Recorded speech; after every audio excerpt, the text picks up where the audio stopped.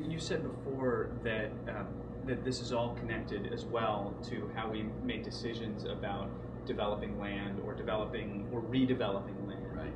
And that because that's done in a similar winner-take-all fashion, there are losers. Right.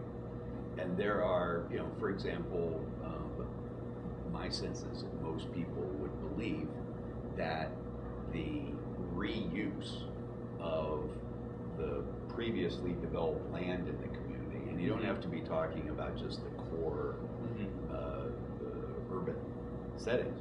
We've got very visible suburbs with giant shopping malls that are empty. Are we forever doomed to have these relics that are just there taking up space? I mean, I think most people understand the idea that we've got to figure out cycle and reuse the land that we have.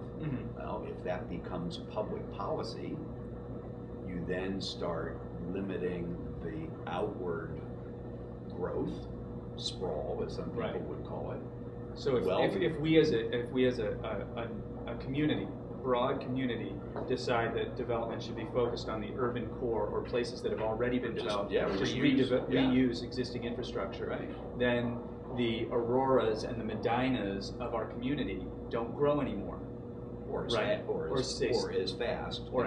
Because the way the economics work today, we all know, and it's common sense, that developing a fresh piece of land is less expensive, apparently less expensive than redeveloping an old one. However, the public, and this is where there's a public interest, the public still pays the infrastructure costs. Has to pay the infrastructure costs.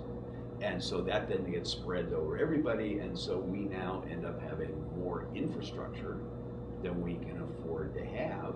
Right. And so if you start to develop to connect the dots, then the making, if we were as a broad community to make land use decisions in the way you've just described, to make that palatable to ex-urban communities requires them to derive some financial benefit from those decisions. You get some sharing.